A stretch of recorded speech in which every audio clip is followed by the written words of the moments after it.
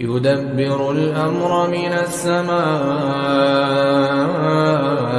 إلى الأرض ثم يعرج إليه في يوم كان مقداره 1000 سنة مما تعدون ذلك عالم الغيب والشهادة العزيز الرحيم